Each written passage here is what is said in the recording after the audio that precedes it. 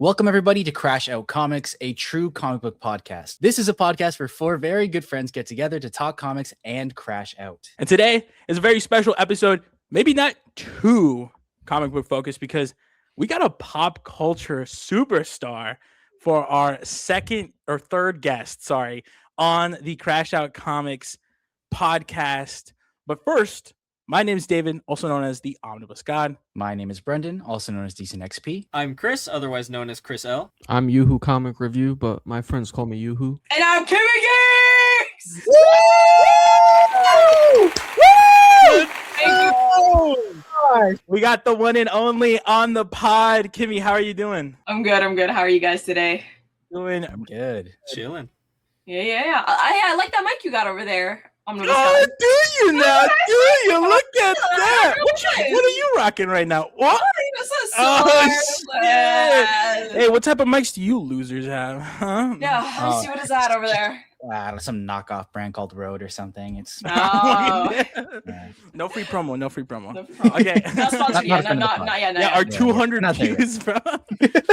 Okay, really special episode. Obviously, we got a guest. We got Kimmy. Kimmy, we're gonna let you introduce yourself, kind of let the people, for whatever reason, if they don't know who you are or what you're about, go ahead, let them know. Okay, guys, my name is Kimmy, also known as Kimmy Geeks. I'm on like every platform: Instagram, TikTok, YouTube. Kimmy Geeks on everything. I talk about all things geeky, all things nerdy. Anything I'm thinking about really in the moment. Like, uploaded a few videos about Equestria Girls. That's what I've been watching lately.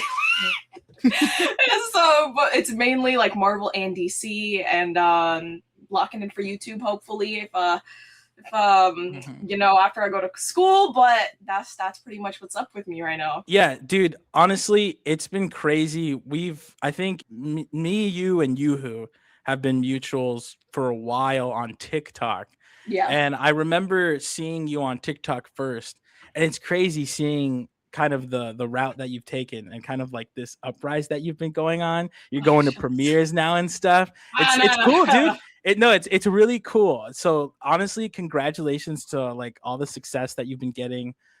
You clearly know what the hell you're doing, man. So clap it up for you, man. Clap it up for you. But we're gonna start off with a Q&A. Because we got a guest, and we got a special guest. What's your backstory with getting into kind of geek culture, comic books, pop culture, and then making content out of it? Yeah, so back in the day when I was about 12 years old, I went to the comic store with my dad. And I always used to go to the comic shop just to kind of look around. Like, I've always been interested in superheroes, but I was 12. Like, what money is gonna buy me a $25 trade? So I went with my dad, and he was like, I'll buy you a comic. And so he ended up buying me Batman Year One, like the Batman Year One. Oh, wow. Batman Year One. So because it's the comic shop owner, he recommended it. And then I read it. And like when I read that, I think I just fell in love with the superhero genre. And then I went on to watch, trigger warning for those who don't like it, Christopher Nolan's Batman. And imagine being 12 years old and watching that. That was like the greatest thing I'd ever seen as a 12-year-old. I don't care what anyone says about that trilogy. It's good. I don't care. I'm sorry, it's good. It might not be a perfect Batman adaptation, but that shit was fire. And so I don't know, I just really fell in love with everything. And then COVID happened, and I watched the entire MCU. I remember going to the movie theater when I was younger, watching Civil War. I was like, I don't know what's going on. I saw the Captain America, and that's pretty cool. So then I was finally able to understand the universe. And then I started watching the DCEU. And then I just started reading comics because it all kind of filtered out throughout high school. One thing led into the other.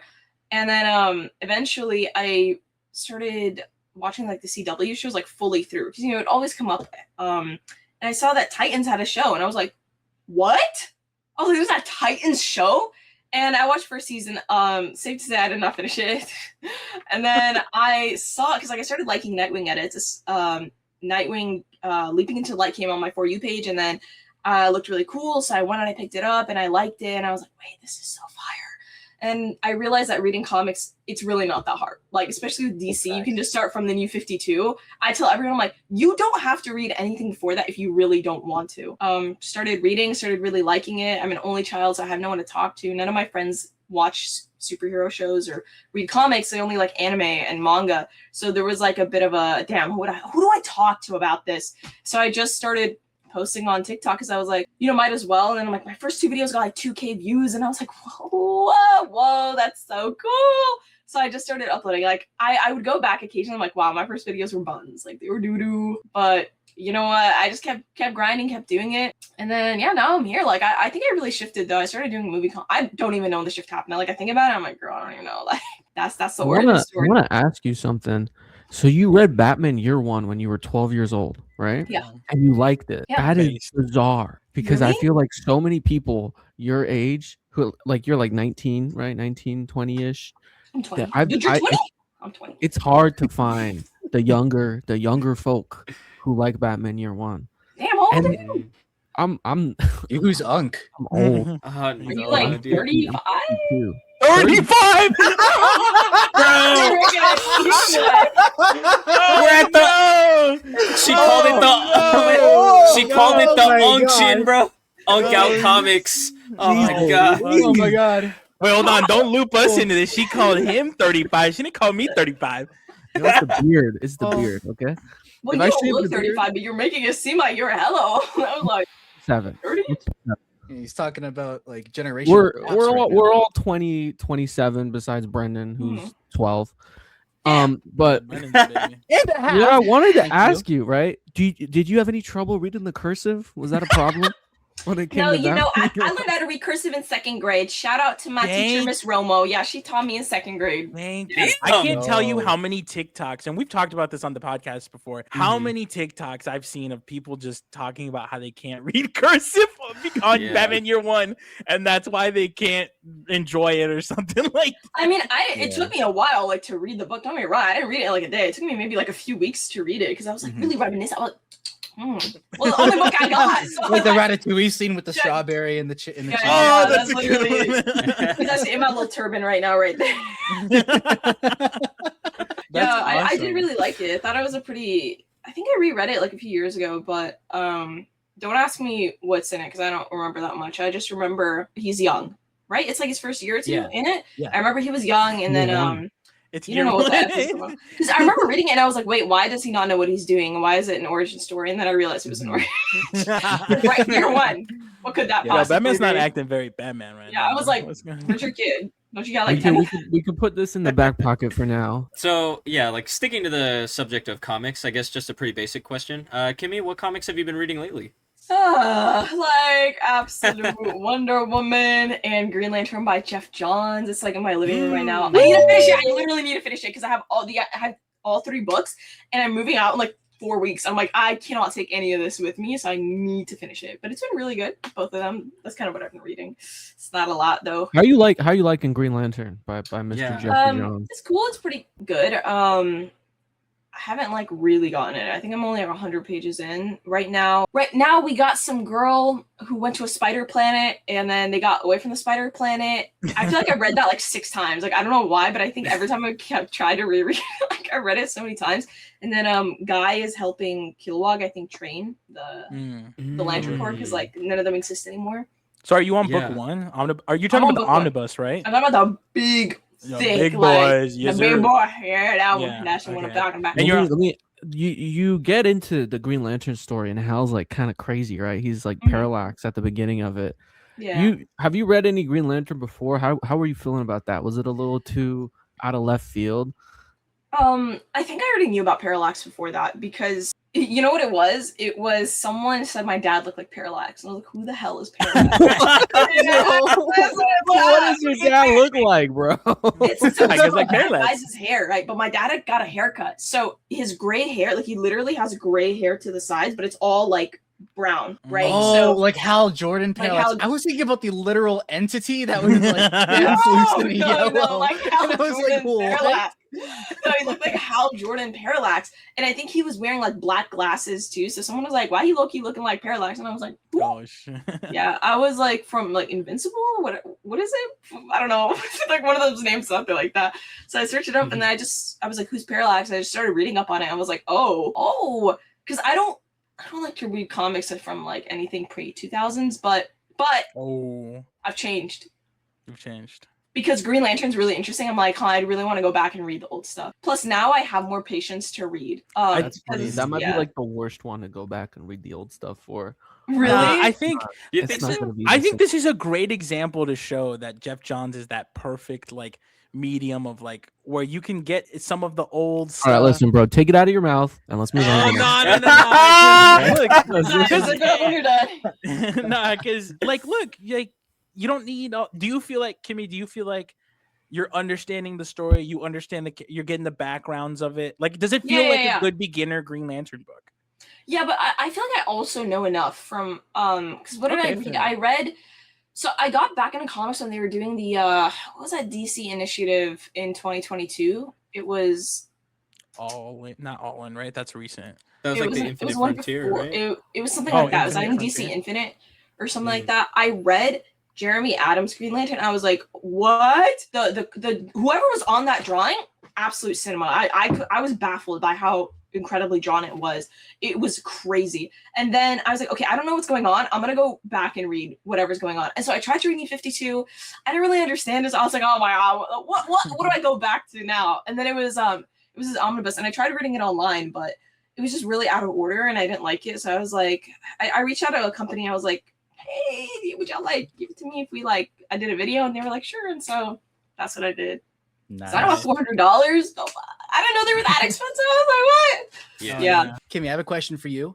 So I wanted to ask you, because obviously like you're very passionate about like your takes, and I think that's really awesome, the energy you bring. But what are some of the comic hot takes that you have, like just to get viewers familiar with you if they're not already? I think Absolute Wonder Woman is the best I think it's the best Wonder Woman comic to come out in like the last like 10-20 years, low-key. I think it's done so much justice to her character. I think Superman is a really good and really interesting character. I think War World that was one of the best like modern iterations I've read. Batman's cool, but he's not in my top 10 or top 5. I'm really bored of him. I do think he has really good stories though. I think he has some of the best stories. I think the Reverse Flash, top 5 DC villain. I think he's actually underrated. Nobody hates the way that Reverse Flash does. Like, find me a hater like him. You won't. I think Supergirl, Woman of Tomorrow, the comic, is really great. The movie, very questionable. I don't know what wrong. I really don't. It really breaks my heart because that comic was gas, and Tom King wrote it, which I was very surprised by. I didn't know he had that dog in him like that. I mean, don't get me wrong. Like, I think he's all right, but I like some of the Tom King comics, but what does he know about Supergirl? I was like, Mr. Miracle is fire. Like, I like that. I mean, I was like, oh, okay, look at him. Pretty good right here. You know what's fun? Do you know Yoo-Hoo is mutuals with Tom King on Instagram? Is that your homeboy right there? Yeah, it's his best friend, man. They go for drinks on like the regular. Dude, you know what? I didn't work with him directly, but like I worked around him because like I went to a few cons where I was working. The point is I was just like working. And I think he recognizes me because I wear the hijab. And so I think I saw him at a restaurant one time and I kind of waved at him and he I could tell he was recognizing me. He waved back and I was like, oh, okay, cool. Well, I didn't know you did that. Damn, everybody's friends with Tom King. I mean, he's pretty modern-ish, He knows that the internet, that the influencers are taking over now. Yeah. We've been talking a lot about comics and the characters, but let's talk about the authors and the people who create the books. Kimmy, who are some of your favorite comic authors, and who are some of your favorite heroes specifically, like some that they've written? Well, I'm glad you brought that up. My favorite writer, everyone hold yourselves, Tom Taylor. Let's go! Okay. Yeah. I loved his obviously his Nightwing run is what got me into comics. I had the chance to finally meet him at SDCC this year. Super nice guy. And Bruno Redondo, the artist, phenomenal. I wish he was on more stuff, dude. Like I'm like, damn girl, how are you not on like a lot of other runs? I honestly put him up with like his art feels like Jorge Jimenez's art, but like in a softer way. I don't know how to describe that. It's just I would say his Dark Knights of Steel and his Nightwing run are my favorite comics of all time. Like I love the concept of Dark Knights of Steel. For those who don't know, it's imagine DC Universe but in medieval times. How's that not the most fire thing you've ever heard of? Another writer, Stephanie Phillips. Fire. Love her stuff. I also love that she's like active on social media. And she's, I don't want to curse, you know, but I was gonna say she's cunty, so I was like, Furia Queen, like, I'll take that. Okay, yes, you. Yeah, I would say who else? I think Jeff Johns. Like, I just think that Green Lantern has been so fire, dude. Like, I'm like, I understand it now. I really understand it now. Obviously, Scott Snyder. Gotta be a little basic. Scott Snyder, you know, Batman, absolute Batman has been changing the game for everybody. I'd say those are some of my favorites. You're darn tootin'. What are some of your favorite characters? Nightwing, Supergirl, Superman. I would say the Green Lantern Corps as a whole, because it's really hard to pick. I feel like they're all a little problematic. All of them a little bit. I honestly like all of them have their issues. Hal especially. I actually really like Kilowog. Like Kilowog is he's a real one. Nice. Fiery, a real one. I think after reading War World, Superman was like, I didn't know you could do that. I don't know you were interested.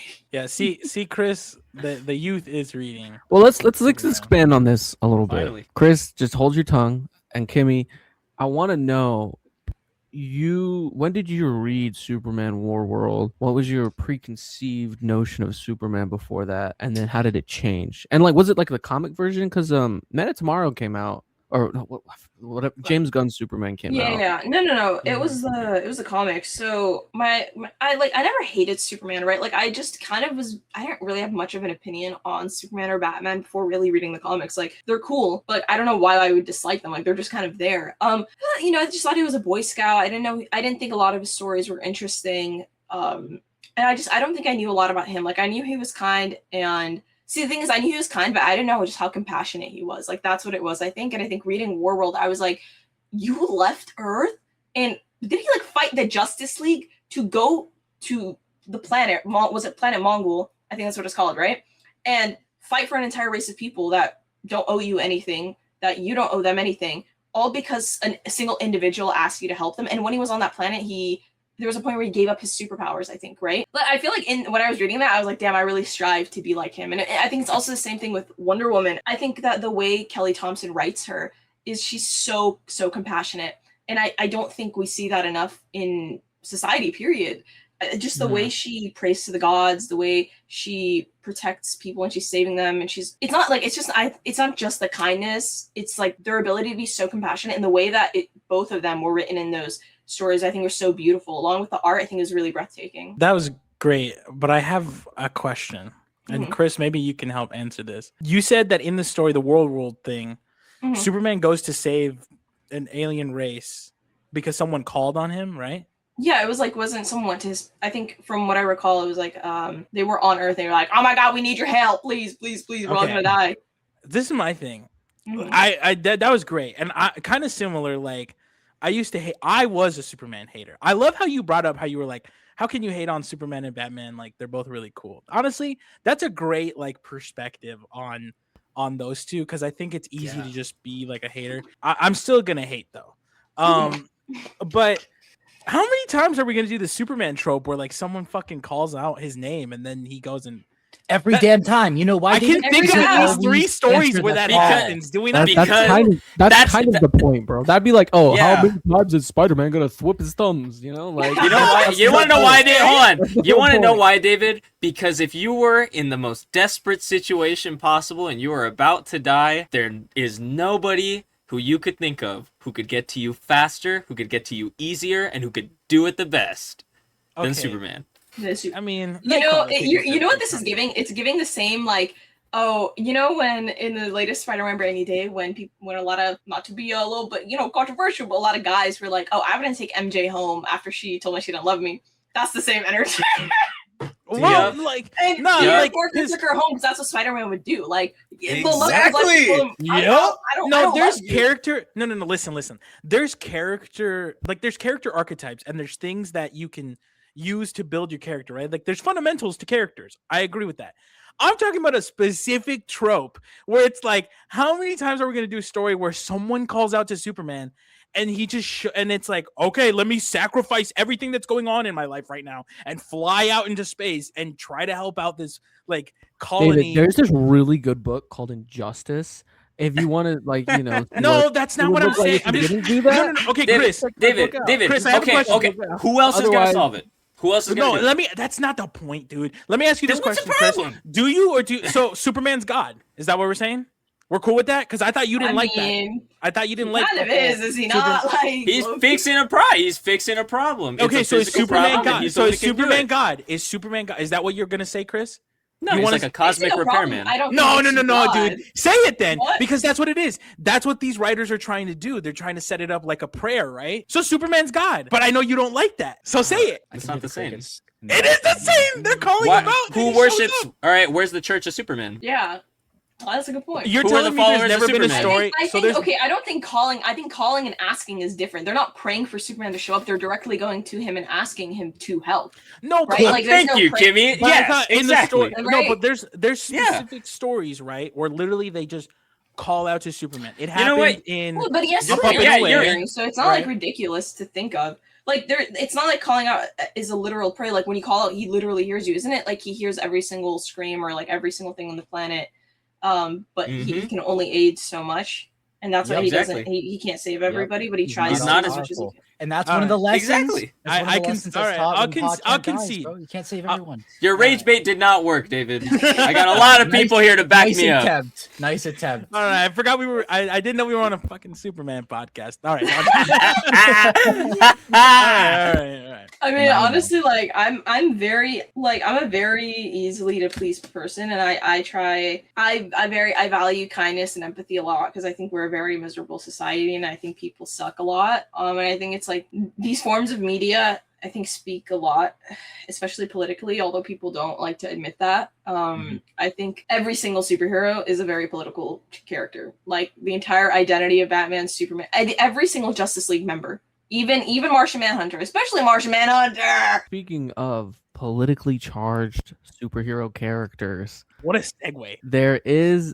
I saw a TikTok you made, or like a Uh-huh. reel short you made recently. I think you've been watching X-Men 97 season 2, right? I'm gonna be so for real with you. I watched like the first 3 episodes and then I lost my Disney Plus account. Really interesting. No. That sucks. They won't let me in. I'm not on the Wi-Fi network. I'm not on the right Wi-Fi network. They took it from me. No. Oh man. They If said anyone wants to no. lend it to me, I wish I had to bring back a jabs. Okay. Well, I did see a TikTok you made where you talked Yeah. about What did I some make? I don't X-Men books. remember. You Oh, read the what New comics were you? X-Men Yeah. Mhm. and Hoxpox, right? Those are the 2 books you read, correct? Yeah, right. How were That's- you feeling about that? I found that so fascinating because I really like those books. Those are some of my first X-Men books too, New X-Men and Hoxpox. Every single time I make a video, I'm like, yeah, check this out. This is great. There's so many angry people. They're like, don't recommend New X-Men or Hoxpox. They're too confusing, blah, blah, blah, blah, blah. And I'm like, no, dude. I think these books are approachable. I think people are smart. You've never read an X-Men comic before, and you read Yeah. those books, and you Mhm. liked them. You seem to like Yeah. them. So I'm kind of just curious, how was it? You know, like what's the cultural understanding you had of Significance. X-Men, and then you read these books. How does it compare? Does that make sense? No, I do get what you mean. They're all low-key bad people, like low-key, but I think they're a perfect example of just how humanity just like picks and chooses. And at the end of the day, like they're still people. Like the only thing that's changed in them is like a strand of DNA. Another issue people have, especially with comics in general, is it's okay to not understand it. I didn't understand House of X. I read it 3 times because I didn't understand it. It's okay to reread a comic. I think we have an issue as a society. Like we as a society have an issue of just, I didn't understand any of the X-Men comics. I think I read like New X-Men like twice. I don't know what's going on. And sometimes I still don't know what's going on, but I think it's okay. Like you don't have to understand every single concept. It's okay to reread it. I found the X-Men to be, I thought they were perfect. Kind of like, I don't know how to explain it. Like I thought they were perfect superheroes and perfect people, but they're not. Like they really aren't, and that kind of warped. I don't know why. I feel like X-Men, I will say, like 97 just showed them as like these super cool, perfect heroes. And then I read it, I'm like, oh, whoa, especially Logan. You're yeah, gonna stay 10 feet the I will fuck say back away you from me. read House of X, Powers of X, which is arguably like one of the most detrimental periods to the characterization of like Charles Xavier specifically. When he was not cunty? he's not a good guy. I He's not know. even that. He's just bad boy. I that's why it's so funny to me that you were like, oh, I'm watching X-Men 97, this happy-go-lucky team, and then you read Hoxpox, and they're like, let's establish a nation state and make everyone our fucking bitch, and we're gonna do all these evil Nah, they things. low-key valid. It's valid, kind but it's pretty crazy to see how quickly power corrupts, like, you Mhm. know, with this righteous mission. I really like that book. I just want to add a quick thing to that is that I think what is interesting and like reading, and you, who I'd love to hear kind of your thoughts on this quickly. Like the X-Men have never really been superheroes. Like they're within the Marvel universe, and that's what I think makes the Marvel universe so interesting and kind of really separates it from DC. Is that like there can be so many different teams, so many different characters in different places, and it's like, what is a superhero? You know what I mean? And I don't think the X-Men are like they've never been like a superhero team, because it's like, what do the X-Men stories revolve around? Mutants, mutantdom, they're people, and like the problems that they're going through.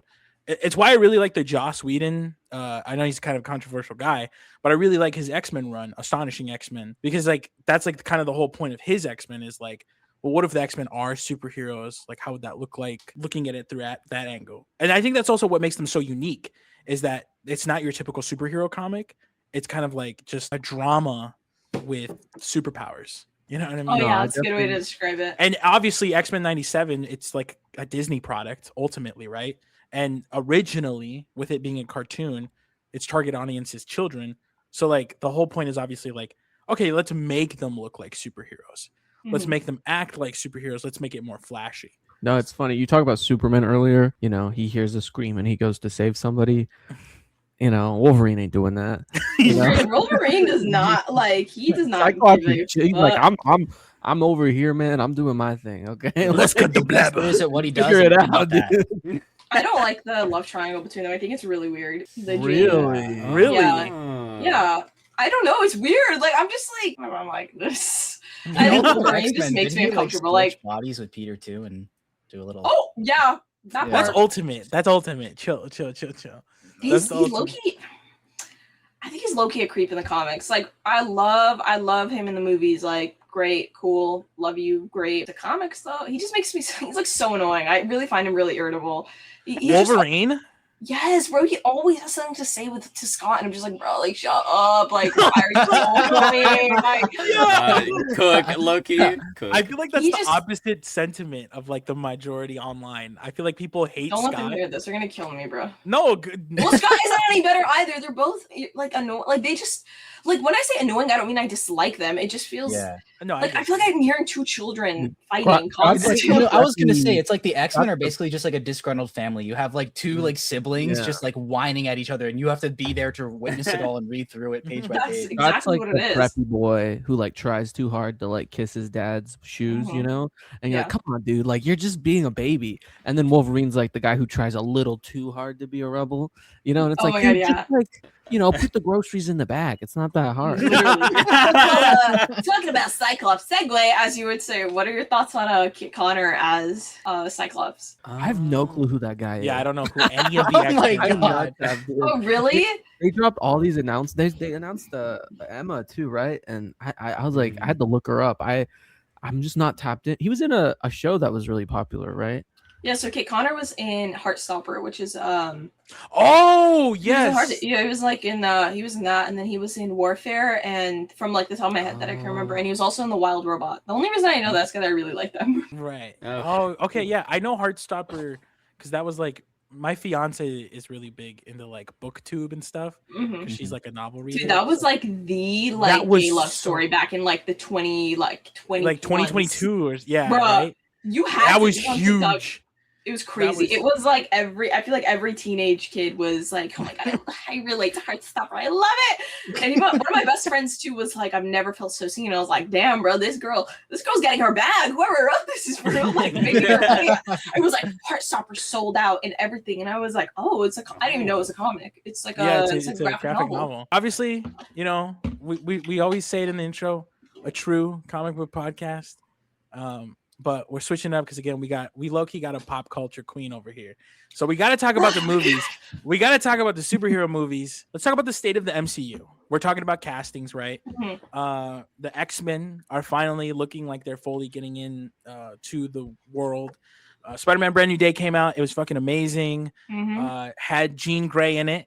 So like our first official mutant that Yeah. not from another universe, right? No, because Miss Technically, Marvel's a Kamala mutant. Khan right? is a Yeah, mutant. Kamala Khan. Yeah. Okay, yeah. Oh, of course. That's Let's forget the bullshit. one Muslim character.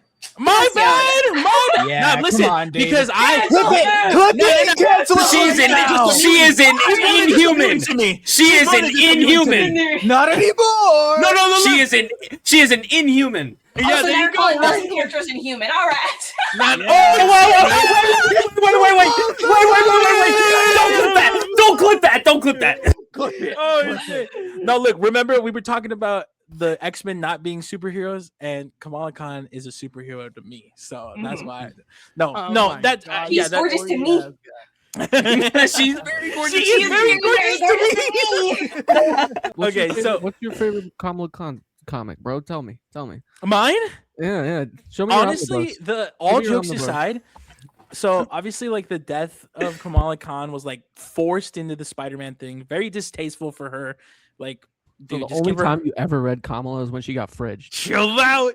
But the funeral for a friend, I believe it was called, like one shot.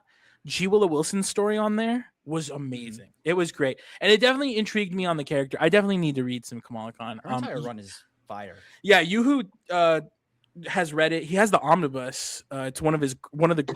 No, oh, you have the two deluxes. Yeah, I you have had the two deluxes. too. Yeah. Okay, Really Brennan. good Fine, yeah, okay. Get it right. But Oh, you who yeah. actually read his, buddy.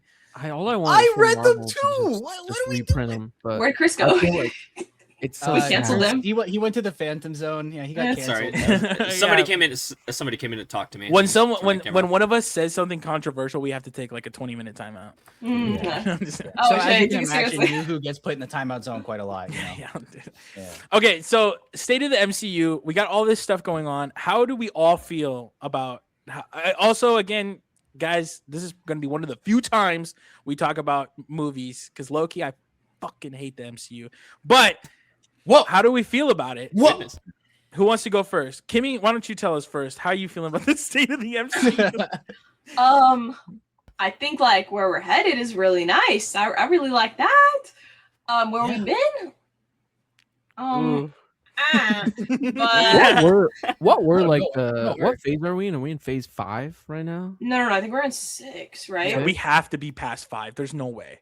What's I the low-key thought we were phase? still in phase what's 4. It might be in the- phase 7. Like, what in the past like couple years have your favorite MCU films been, Kimmy? That's a good one, yeah. Well, I'll tell you what hasn't been my favorite. Oh. Quantumania, Love and Uh-huh. Thunder. Uh-huh. I literally like I can't tell you the amount of like hatred I have for Love and Thunder. I can't. Mm. My favorite, bad. obviously. What, you didn't like the scene with Thor's butt? You didn't think that was hilarious? No, I wasn't necessarily a fan of like the entirety of it. The scene with the bridge and the kids and like I don't know. I can't. goat? I mean, No?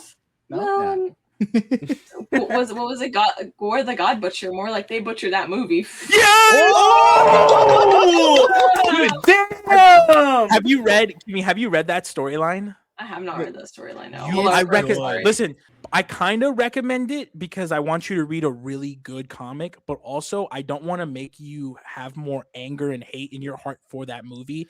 Because Yeah. if you read the Gore, like 12 issues of Jason Aaron's Yeah. Thor run, you're just gonna be so pissed about how much they just stripped that story down. Completely eliminated it. David But- and I, we did like a group read through of the series together, the first Omni, and that was my first time reading it. And I remember reading this and being Same. like, I hate the movie more now. Like I Yeah. genuinely, It was can't go so back to that.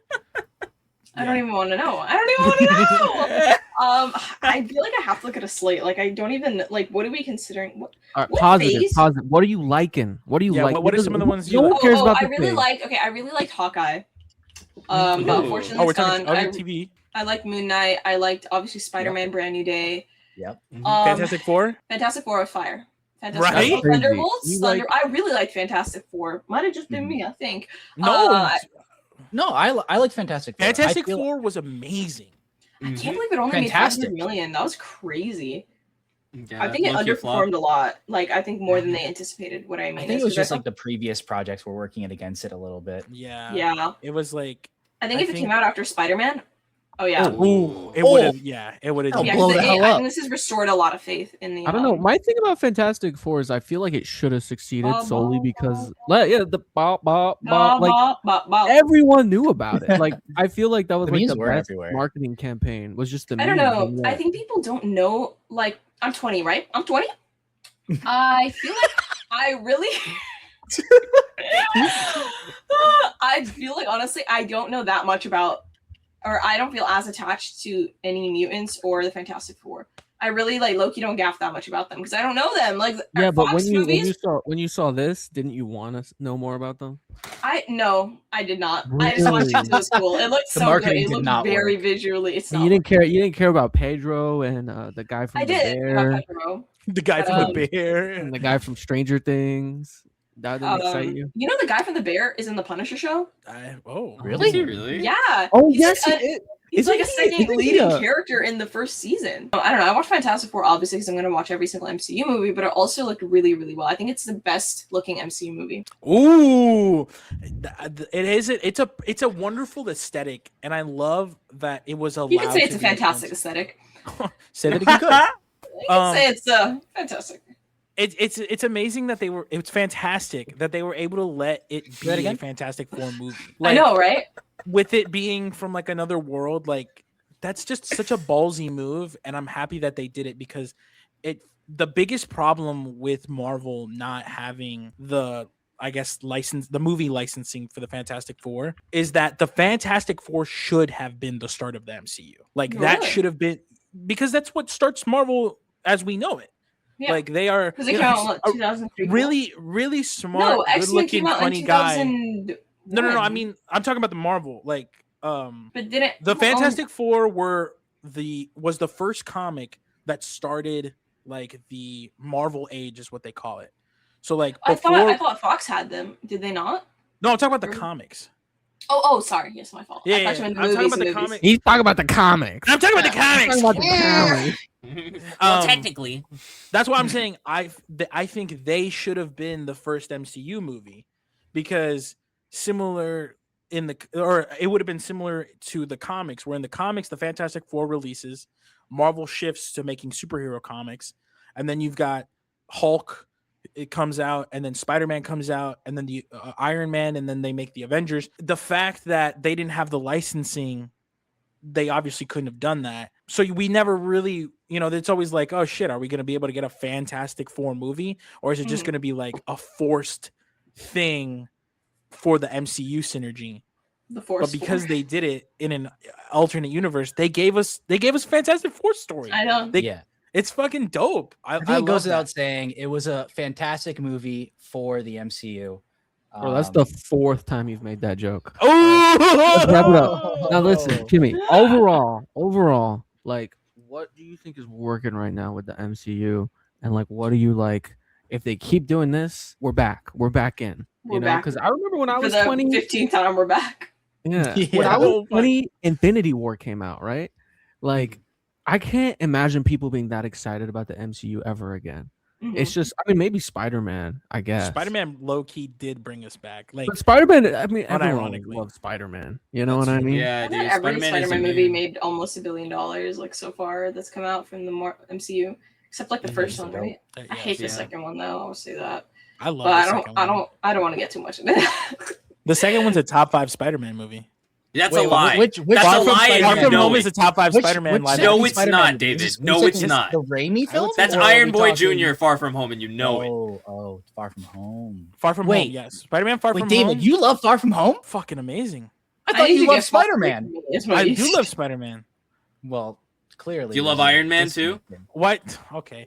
Like I agree with that. No, I agree with that criticism. Like, okay, yeah, Iron Boy Jr. 100%. But it's like you have to already, from the jump, Homecoming, it gave us it gave us a very different Spider-Man. I really And- like that one. It's my favorite Loki. And Yeah, so Homecoming's good. you kind of have to just, if you adjust to the setting that is MCU Spider-Man, Far From Home's amazing. Dude, Mysterio is fucking sick. Spider like, Monkey. the Spider Monkey, I mean, it's a stealth suit, whatever, right? It looks good. The train scene, dude, that whole sequence, when he's fighting Yeah, Mysterio. Yeah, some of the stuff is cringy, like the bus scene with the glasses and the drone. The Peter Tingle is like actually really fucking annoying. David, you sound like a TASM defender right now, brother. No, don't do that, bro, because TASM fucking like that's ass. Which we're gonna get to later, but yeah. Kimmy, you look like you have thoughts on that. we'll get to it. Listen. I was trying to ask Kimmy a question. All right, before you. Sorry. What do you think the MCU should do? Like, what do you want to see at the MCU in the future? I want like, what are they less doing shows. bad? Less shows. I think honestly, it's quality over quantity, which we've really been lacking. And I think Spider-Man Brand New Day gave us a good example of what quality is, because it's been almost close to 5 years since we got the last one, right? Quality over quantity. I think actually mapping out a universe with characters you have the rights to and stop. Like, I think we need to focus on getting rights back than just bringing like characters out of our butt crack and trying to establish them. It worked once, and I don't think it's going to work again. We also need to establish after the fuck it, do it. Oh, I don't like to curse, but I did. We need to like build the mutant saga, and then I need us to build like the Young Avengers, because that's what they were trying to do. But throw that out the window, just toss it, forget about it for now. Introduce them somehow through the mutant saga, and then build your Young Avengers, because that's what you need to like lead the next Avengers. And you can throw in X-Men people and whatever, but I feel like I think everything should be kept separately. I think the teams should be kept separately. I think that the new Avengers should be their own thing. Fantastic Four, let's not combine teams.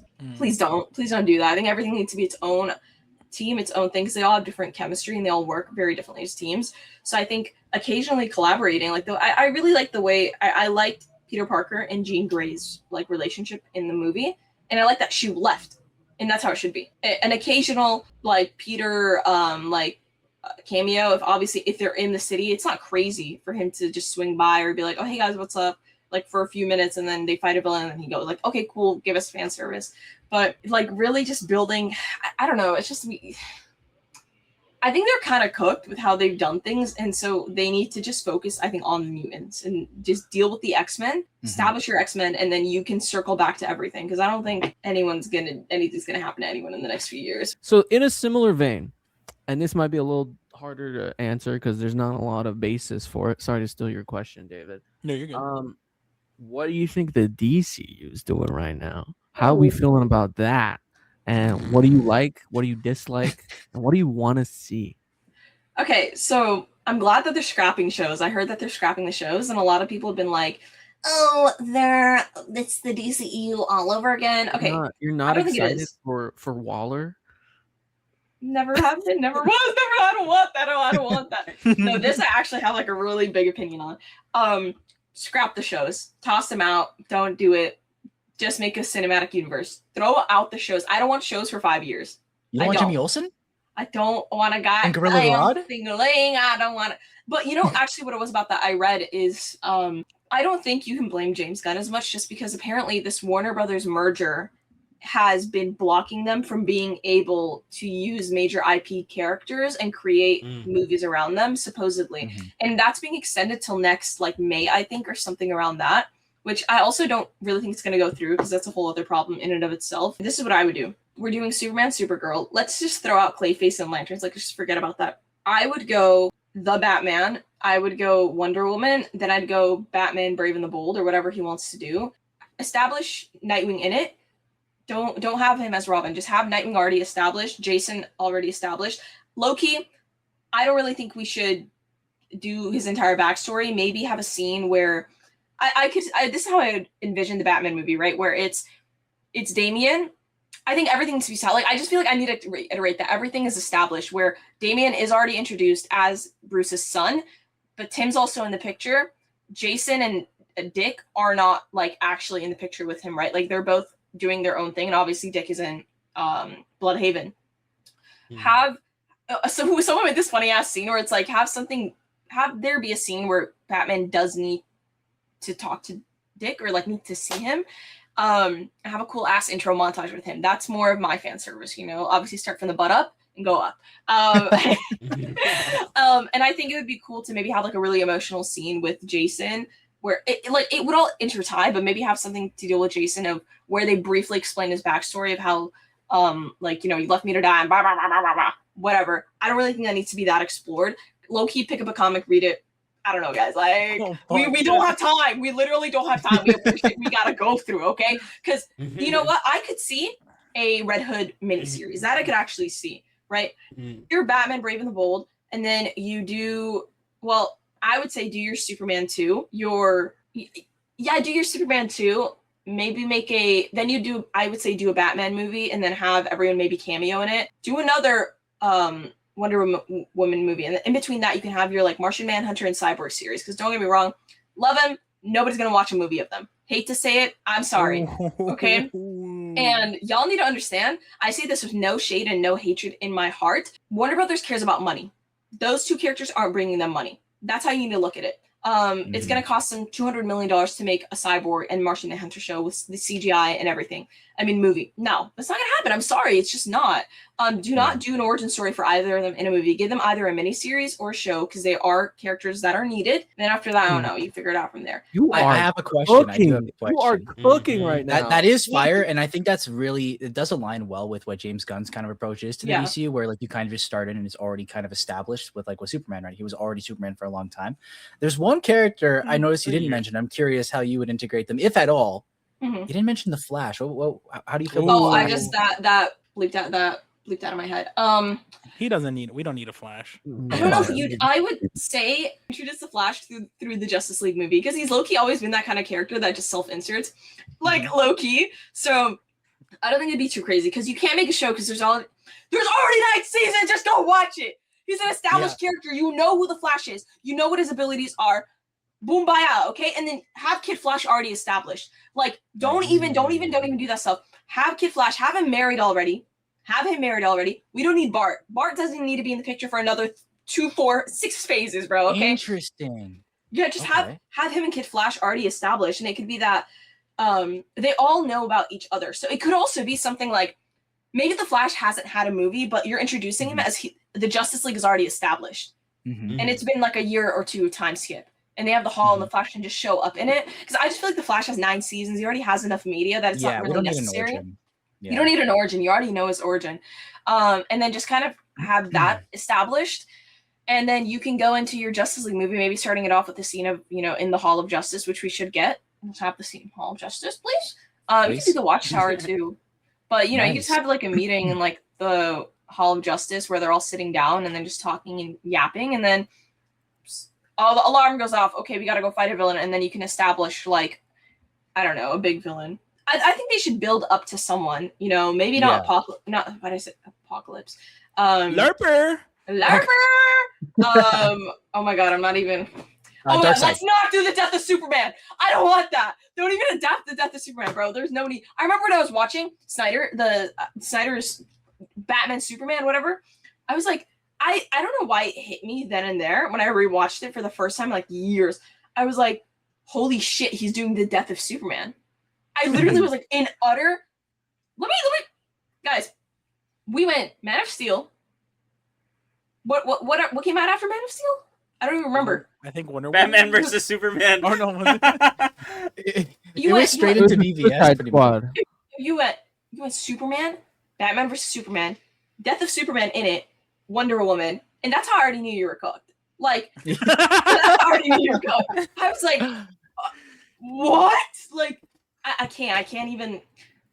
How do you adapt one of the most iconic storylines as your second film? That's when I knew you were cooked. But my hot take is I think as a standalone, the Ultimate Edition of Batman vs Superman is one of my favorite like DC movies. Yeah. As like if I just think of it as like okay, it's a one-off. Oh my gosh, it's fire. The cinematography, the fighting, the beef. I loved it. I really did. Like I'm not gonna sit here and lie because I have my issues with the Snyderverse. Like I think the Wonder Woman movie was okay. When I rewatched it, but I thought Aquaman was kind of fire. Like I don't know how they coped with that. Aquaman was they just ripped Jeff Johns' Aquaman and just like said, let's put that in a film. No, and they cooked with it, and that's why it's the only film that made $1 billion. Did it really make that much money? It made $1 billion, yeah. Aquaman? Yeah. You're joking. Aquaman has more pull than Flash in the 20th century. in the Is 21st Batman- century. Has there been a Batman movie that's made $1 billion? No. No, right? Damn, your boy's Aquaman beat Batman. That's crazy. Nah, your boys watched for real though. Like, Holy shit. Low key, that's Nolan's fault. I feel like Nolan with his trilogy kind of made such a specific. He dropped his best movie during a recession, so there you go. what do you expect? Well, I feel like it just brought a whole different type of audience, and then when people hear about a Batman movie, maybe they're not thinking about like a blockbuster. Mhm. And because like even Reeves, his Batman isn't really a blockbuster, right? It's like You don't think The Dark Knight is a blockbuster? Yeah, you're not cooking with that one, David. No, why no. didn't it, so why No, so no, why ain't no, got, why doesn't it Batman have is $1 billion? because Can it we came get out, the- pull us- it came Chris, out like a pull up year the after info. COVID. People The were Dark back- Knight? No, the No, Batman. you Oh. just said Chris. Wait, who are we talking about? You said You who said You who's said basically Matt saying Reeves, The right? Dark Knight is a blockbuster. And you're saying there's not a single blockbuster Batman movie ever. No, 89. No. One of the Batman movies made Ooh. $1 billion because it was the first The to Dark introduce the Knight. billion.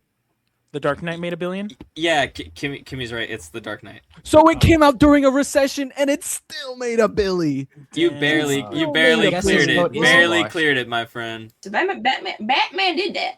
But Yeah, I we think gotta they should kick the scrap wash. Matt Reeves's I think What they should the just- fuck? What? Jimmy, what the hell?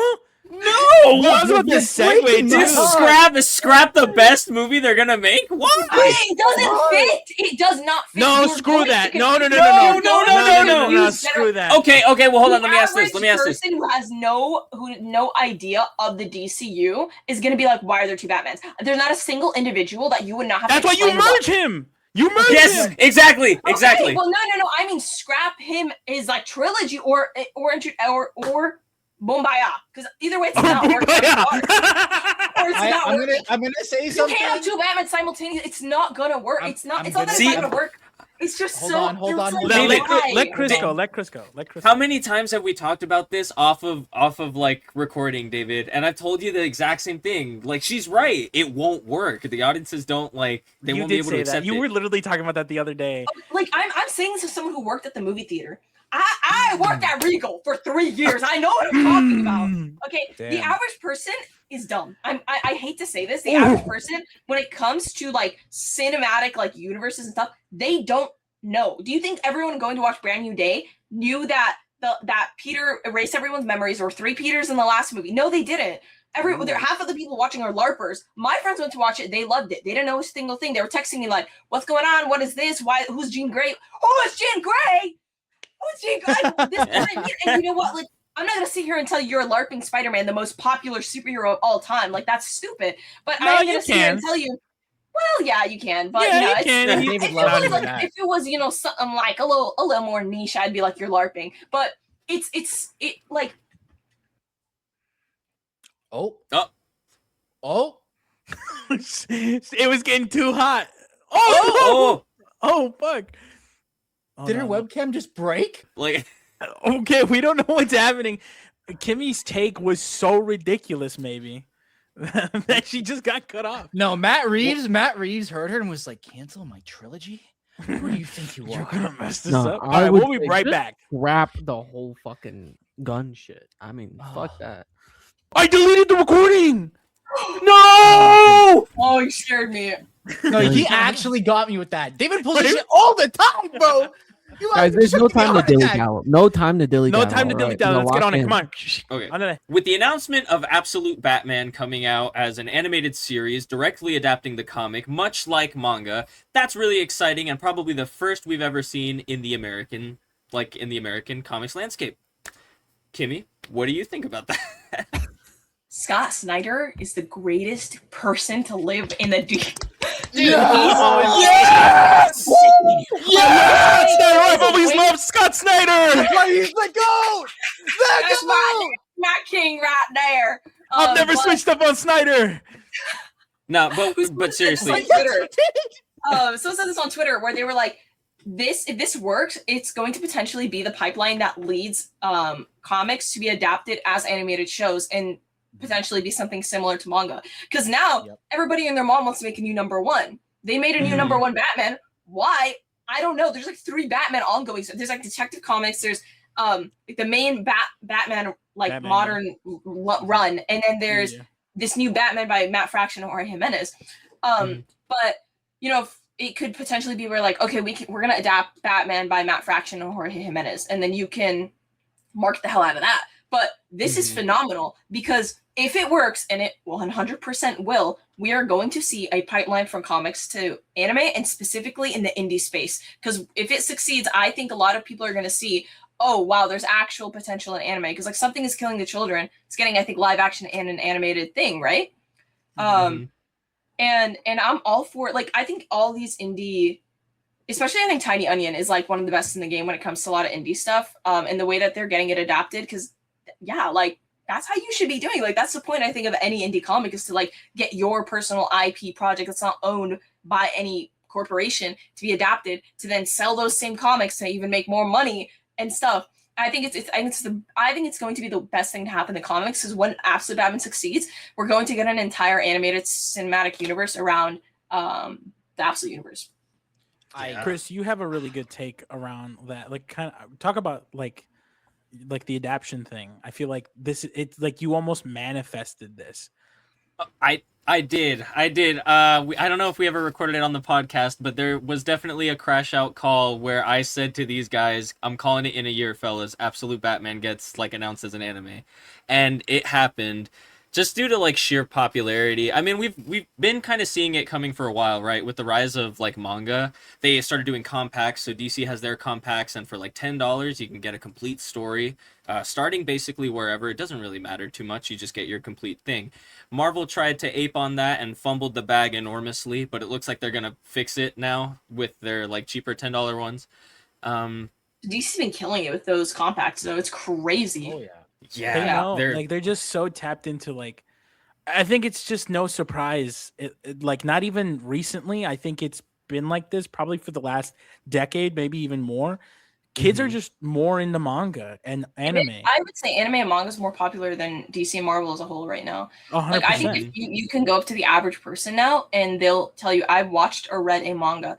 I don't think you can go up to the average person now as much. And like I don't think people have watched superhero media as much as they've watched anime and manga, because you just don't need any background context. It's just cooler to like manga these days. Like all of my friends, dude. all of my friends watch but I was One there Piece, pre-shift. and they're literally like, dude, you're such a fucking loser talking about comic books on the internet. Go read some manga. Yeah, dude, the manga kids, like the manga crowd, they're like the cool people, dude. Okay, but you know what's also really cool about this adaptation that I'm excited for is the fact that presumably when Absolute Batman comes out, the comics are still going to be ongoing. So they're going to adapt it at a rate in which someone can like watch this show, and then they can go read the comics, and then catch up, and then keep reading the comics, which I don't think has ever been done in comics ever. It's like going to be it's literally going to have the Invincible. It's the Invincible treatment. effect. Yeah. But Invincible wasn't ongoing while the show was getting made. Oh, okay. No, you know what? You got me. Sorry, you. But like, it's like kind of like the Invincible effect of it being a superhero-related project getting adapted. I mean, like, while they're still making new versions of Invincible every day. Image is never letting go of that dude. Like, gun to their head or stop publishing it. David and I can tell you, we every time there's a new season of Invincible that comes out, our affiliate code like purchases go crazy. Are you serious? Like every single like month or season it comes out, like thousands of dollars in Invincible orders. The order, you know, we're Yoo-Hoo and I are sponsored by Panelbound Comics. Use our codes. You know, use code Yoo-Hoo. I'll throw that in there for you. I love you. But use OPB does too. But are you like brand ambassadors? You said you're brand ambassadors, right? Yeah, we run their TikTok and we're partners with them. So we have like affiliate codes. We've been partnered with them for what, like 3 years now, since 2023. And when we talk to, his name's JP, the owner of Panelbound Comics, he like when Invincible is out, him and his team treat it like a holiday season. Like they treat it like he has holiday, which, you know, like during like Christmas time, he's like, oh, it's busy. Like I interviewed him for like the omnibus documentary I made, and like he was talking about how the busiest seasons of the year are the holiday season, the summer, and then anytime Invincible is on. Like Invincible has made like panel bound comics, and then you can assume other companies like In Stocks and Cheap Graphic Novels has made them so much money because people are buying the compounds, people were buying the deluxes, people were buying the trade paperbacks, hardcover compendiums, and now they're buying the omnibus. Like, an Image is so smart about it because they're like, let's just keep this evergreen and let's keep making different editions. Originally, you could only read it. It was like the paperbacks. Yeah, the trades. Then they made the compendiums. Then they were like, make them fucking hardcover. And then they made the library edition. Money. Yeah, and they're genius. They're like, I don't say they're literal geniuses, but it's like, oh my god, look at someone's doing their job. Push it super hard during Invincible season. Be like, and when they announced Battle Beast as well, during Invincible season. Yep. I And just picked up that trade. I'm hyped to get into that. Dude, like they're doing. Like, Image is very smart about what they make and how they promote it. Like, how is The Walking Dead still getting printings? Dude. What? Like, how is it still getting printings? Like, I'm baffled by that. What? You know, feel however you want about Kirkman. I'm a little bit iffy on his writing, but I do gotta say, he's a fucking genius. Like, yes, I completely agree with you. Like, I say this as a joke. I really want to make a video about this where it's like Robert Kirkman is a fraud in the sense that he's a mastermind, bro. Like, he literally reminds me. Can you drop a bar? Drop a bar. I want to drop a bar, Chris. Is Robert Kirkman the modern Stan Lee? You madman! Holy shit! That's crazy to say. How so? Expand on that. Think about it. He writes these comics that are massively popular, but when you go back and look at them, they're not exactly the best written, like upon a reread. He's the master of the business deal. He knows how to market Image. He knows how to market his series. And now he's moved on from being a comic writer to being an executive. Well, he's still... And he made Skybound. Yeah, Skybound is his company. And he's doing all of it now. Like, he's writing the Transformers TV show that's going to come out and G.I. Joe on top of writing the comic. Because he understands that these need to be adapted into mediums. Like, and that's why I like to call him, like, I don't actually mean he's a fraud. I like to say it as a joke because he fully lied to Image when he was making The Walking Dead and when he was making Invincible. And I matter of fact, I respect him for that. Like, bro, are you kidding me? Like, he always had this vision. And I think it's because, like, I watched a documentary on him, but his vision was always, I need to finish these stories, not to make money from them, but to get them adapted. Every single story he's written, he's made, he's created, has always been with the headspace of getting it adapted. And that's what he promised Image. He's like, I promise you, when these two things get adapted into a show or any sort of cinematic project, you're going to make millions of dollars because of them. Look at The Walking Dead. Look at Invincible. Now he's on Transformers. Look at the animated show coming out. That's his formula. Now it's just Robert Kirkman writes anything, it sells, and then now I'm gonna make a show out of it. Damn, and everyone's gonna say yes because, well, Robert Kirkman is on it. Man, I just found out that I guess they made him one of like the founders of Image. They like retroactively put him in. I didn't even know that. I thought that was pretty crazy. It was kind of wild how I found out too, because I was just watching a Jonathan Hickman interview, and this guy was like, "Do you want to be like Robert Kirkman and become an Image founder?" And Hickman was like, "Dude, I don't think I'm gonna be that good. Like, chill." But he's an all right writer. Like, I don't know. Invincible to me isn't. Oh no. Kirkman, okay. Kirkman. I'm like, Hickman. You want to shit talk Hickman? No. Hickman. Yeah, fucking bow down. Like, I think he knows how to adapt things more than, like, I guess writing a really, really good story. Like, I think Invincible is a very average superhero story, but I think it's 10 times better as an animated show. Like, 100%. If you like as a comic, it's just like as a show, it's like, oh, like the writing. It also fixes a lot of the problems with the comic that they originally had. 100%. Because Kirkman originally wanted that reveal to be like post issue 20. Like, that's nuts. Imagine waiting that long, 2 years of comics, and then you get the reveal. Yeah, Omni-Man's the bad guy. That would have been cool. Boom. First episode, and you're in it, man. Well, that's what happens in the comic, too, though. It's like the 12th issue. No, it's the 12th issue. No, it is the first issue. No, it's not the first issue. It's the 12th issue. Is it? Yes. I haven't read it in so long. David, you're LARPing right now, dude. Okay. Am I LARPing? Invincible sales were dropping. Kirkman originally wanted the reveal to happen. Bro watched an Owen Likes Comics video and is trying to educate and I'm about to drop the ball. You know what? It's not my fault you ain't watching the videos. Okay? So, Yes, the original plan was to have it happen post issue 20, but the sales were dropping. And then they were like, is there anything you can do to spin on this, to make it, engage readers more? He's like, well, I was kind of thinking of making Omni-Man the bad guy and just having him kill everyone. And they're like, And they went, what? They're like, it's like that, the Angry Bird meme? Yeah, literally. And they're like, oh, when can you do that? He's like, well, I'm thinking like post issue 20. They're like, no. Next, like 8 issues, you got to do it. And you know what? I'm telling you, that move saved Invincible. Like Kirkman almost sold. He almost sold. Yeah. So you know what, Kimmy? I think you're right. He is Loki. Yeah, good job on having a secondary thought, Brennan. Nice. Well, you know what? Nice non-original thought. Yeah. Well, I'm hating. At least I'm educated like that. All right. Okay, you're right. Oh, my bad. Totally. I was just closing my eyes and I could hear the Canadian coming out of Brendan there. That's how you know he was really in it. Oh yeah, I'll tell you this. Anyway. You know what's funny? You guys try Canadian accents all the time. It's never a Canadian accent. First of all, I'm just so happy to be on a call with someone else who also loves Tom Taylor. I mean, David's also a fan, but I feel like you're not really a fan though. But we're gonna get into that. I brought receipts. Oh. Let me see here. Let me find it. It's in here. And boom. Bro pulls out one issue. Wow. I have the whole series, man. I love his Nightwing. Ask your question. All right. My question is this. So, first of all, I mean, obviously, yeah, like I mentioned, and like you've mentioned, you're a really big Tom Taylor fan, and you're also like all across the internet. So you're on all the different platforms. So you've probably seen like some of the differing opinions around Tom Taylor. Yeah. A lot of haters.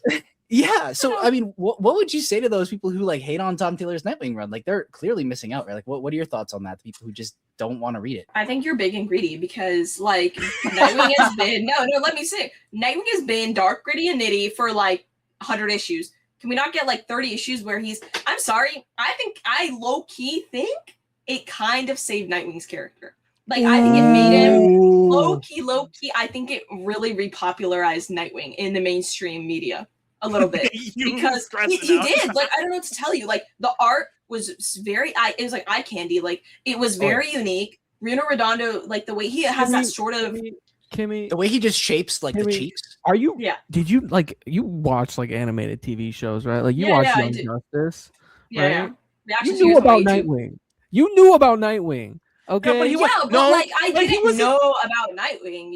Like I didn't know about. Knew about Nightwing, but it wasn't until Nightwing. Silence. It wasn't until it was.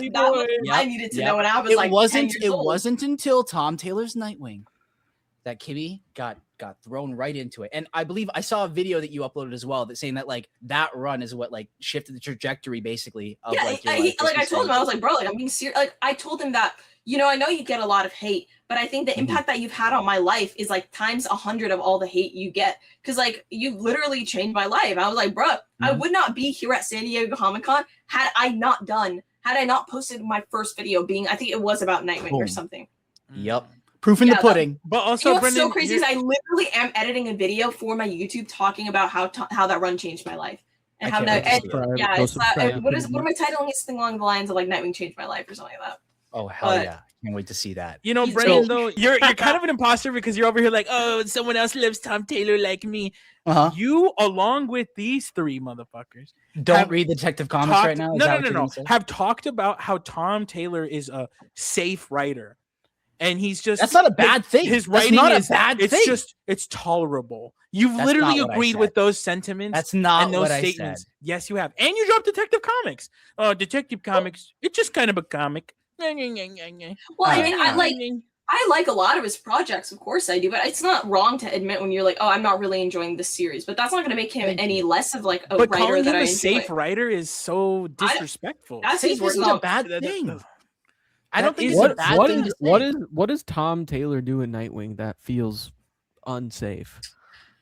I think he softens the character a lot. Like he doesn't make him as hard. I don't know how to explain. Like that's the best way I can word it. He softens Nightwing's character. He makes him a lot more charming. I think he makes him like Kimmy. Bro, come on. This is what I mean when I say like safe it's the writing. No. It's the Superman model. You bring a dog in, you make him hot. You get an artist that makes it's just the way it was drawn made him.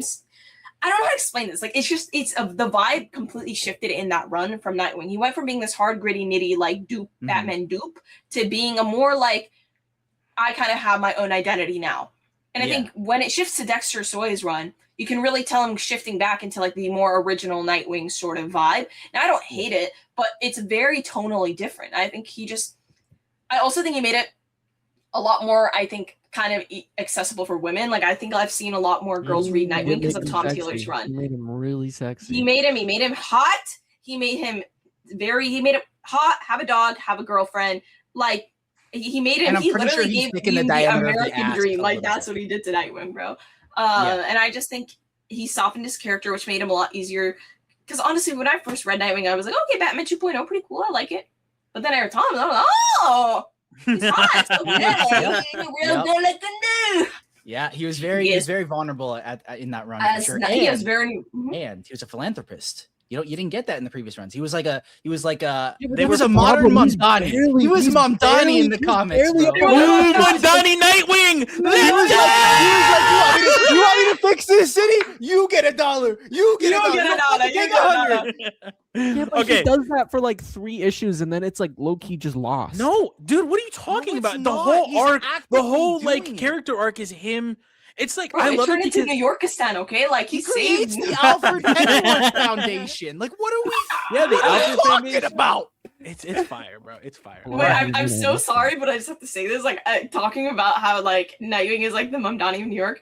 Dude, I saw this tweet and it was talking about how it was. Can someone explain this to me? How Peter Parker was able to afford a hospital bill when Frank's gun shot him, despite living in New York. They said taxpayer dollars. Thank you, Zoran. Yeah. Classic.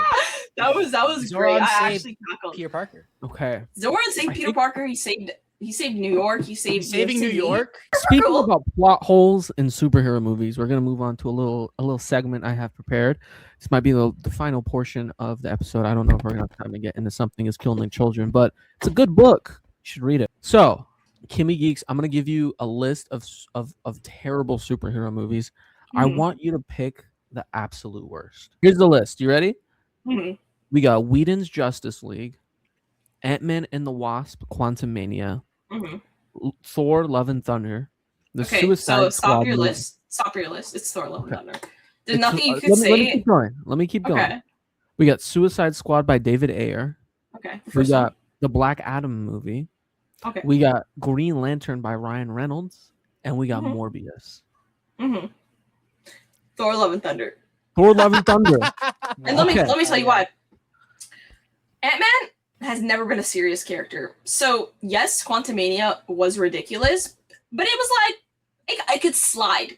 As terrible as it was, it could slide. Ryan Reynolds, I genuinely don't even remember that movie. I think it blocked it out. I didn't think the first Suicide Squad was that terrible. Like, it's not a good movie, it's not a bad movie. Black Adam, it happened in Egypt, so it's the Middle East, so like I'll give it a pass for my people. The first Justice League, I'm gaff honestly that much about it, but the rage that Love and Thunder brings me, it's just unlike any other. I think you bring a character like Thor, that what you did in Ragnarok, perfect, great, keep it like that. But when I heard that 80% of the script was what was it like improv, right? Improv, that's when I knew it was over. Okay. Put that in the back pocket really quick. I'm gonna go around again. Brendan, I'm gonna read the list to you again. I'm gonna remove Thor: Love and Thunder. Tell me what you think the worst movie on this list is. Whedon's Justice League, Ant-Man and the Wasp: Quantumania, Suicide Squad, Black Adam, Green Lantern, or Morbius. Okay, so Suicide Squad's actually, it's my favorite 2.5 hour long music video. So, but you know what? I'm not gonna pick that one. It's a close one. It's probably a close second. I'll tell you right now. There's only one movie in this list that I fell asleep to in the movie theater with my popcorn on my lap, and that's fucking Morbius, dude. Morbius. Damn. Okay. I don't know what it was. I don't know what it was, man. That is not it. Same for you. I'm gonna read the list. Those two movies are gone. So we got Whedon's Justice League, Ant-Man and the Wasp: Quantumania, Black Adam, or Green Lantern. There's an obvious choice here. I just want to tell you that. Black Adam? You're going Black Adam. Or Quantumania? That was not the obvious choice. These are all like the same level of bad to me. Like... Chris, I'll tell you this. You might have made the right choice because this is the end of the game. So this is the game. You guys have your movies. Kimmy has Thor: Love and Thunder. Chris has Black Adam. Brendan has Morbius.